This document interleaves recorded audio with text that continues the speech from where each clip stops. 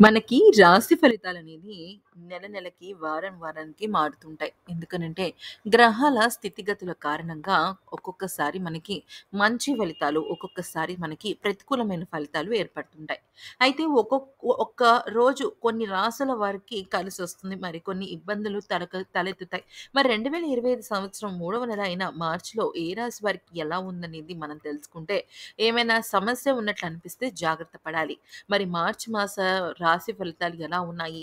ఏ రాశులు వాళ్ళకి కలిసి వస్తుందనేది చూసినట్టయితే షాకింగ్ విషయాలే మనం తెలుసుకోవచ్చు. మొదటిగా మేషరాశి.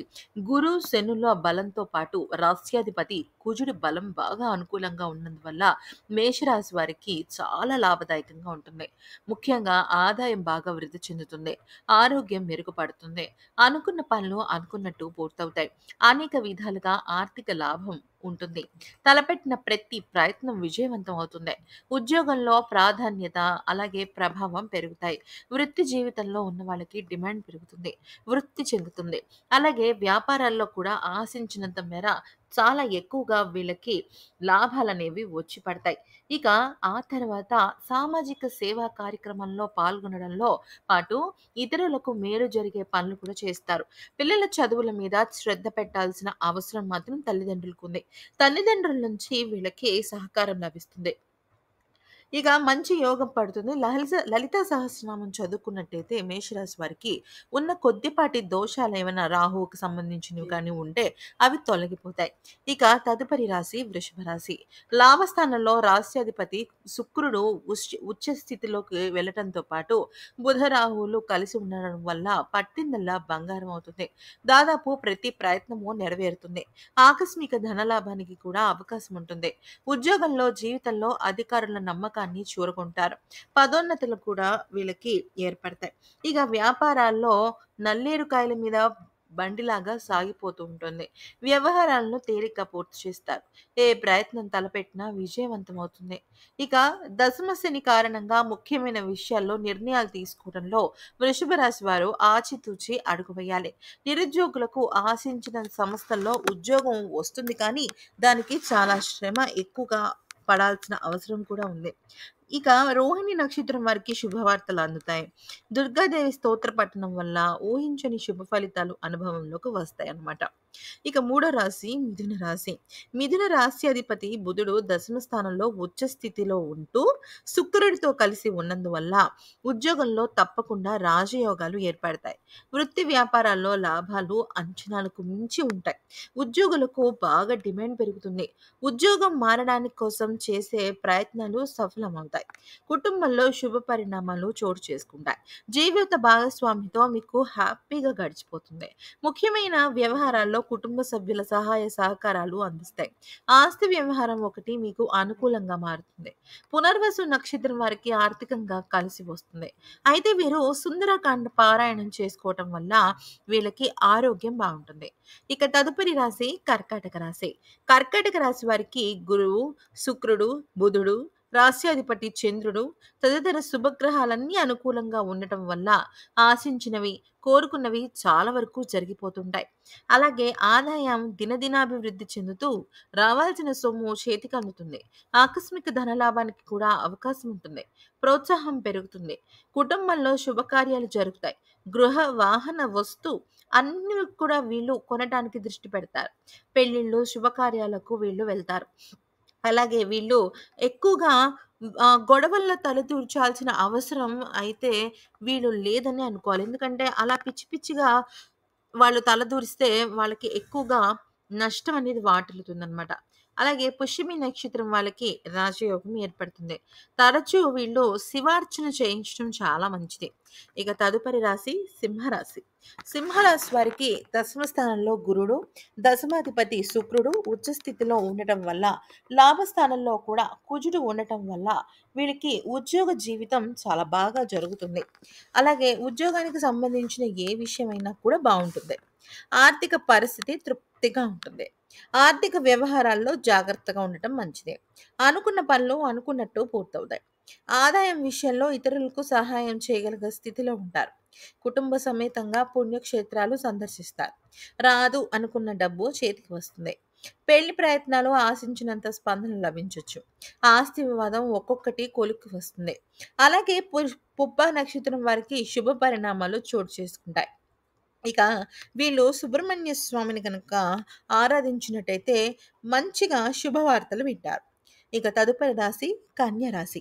కన్య రాశికి సప్తమ స్థానంలో రాస్యాధిపతి బుధుడు, శుక్రుడు ఉచ్చ స్థితిలో ఉండటం, భాగ్యస్థానంలో గురువు, దశమ స్థానంలో కుజుడు ఉండటం వల్ల ఈ రాశి వారికి మార్చి నెలలో అందలాలు ఎక్కే అవకాశం ఉంది.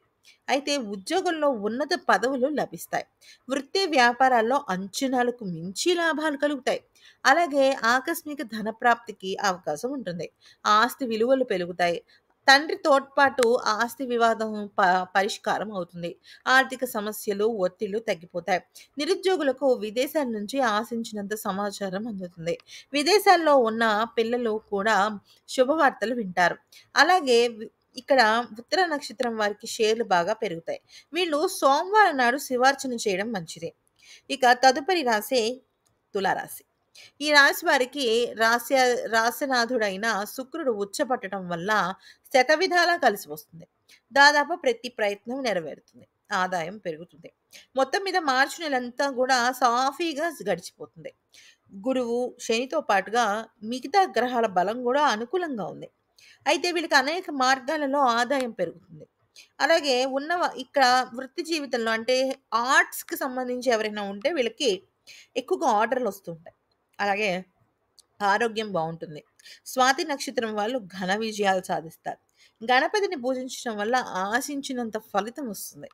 ఇక తదుపరి రాశి వృశ్చిక రాశి. పంచమ స్థానంలో ఉన్న శుక్రుడు, సప్తమ స్థానంలో ఉన్న గురువు వీళ్ళిద్దరూ కూడా శుభయోగాలు కల్పించే అవకాశం ఉన్నప్పటికీ రాస్యాధిపతి కుజుడు అష్టమ స్థానంలో ఉండడం వల్ల వీళ్ళకి వృధా ప్రయాసలు జరుగుతాయి. ఏది అంత తేలిగ్గా పూర్తవ్వదు. కష్టార్జితంలో ఎక్కువ భాగం వృధా అయిపోతూ ఉంటుంది. ఆర్థిక విషయాల్లో ఎంత జాగ్రత్తగా ఉంటే అంత మంచిది. ఆరోగ్యం విషయంలో కూడా జాగ్రత్తగా ఉండాల్సిన పరిస్థితులు వస్తాయి. బంధువుల నుంచి శుభవార్తలు వింటారు. అలాగే వీళ్ళకి కొన్ని ప్రయత్నాలు ఫలిస్తాయి. కానీ కొన్ని కొన్ని చికాకులు తెప్పిస్తుంటాయి. మరి ఇవన్నీ పోవాలంటే ఏం చేయాలంటే సుబ్రహ్మణ్యాష్టకం చదవాలి. సుబ్రహ్మణ్య స్వామిని పూజించుకోవాలి. ఇక తదుపరి రాశి ధనుస్సు రాశి. తృతీయ స్థానంలో శని, చతుర్థ స్థానంలో ఉచ్చ శుక్రుడి సంచారం వల్ల ఉద్యోగ జీవితంలో, కుటుంబ జీవితంలో, అలాగే వస్తువు, వాహనం, నీరు, ఇల్లు వీటికి సంబంధించి జీవితం సాఫీగా సాగిపోయి ఆదాయానికి లోటుండదు.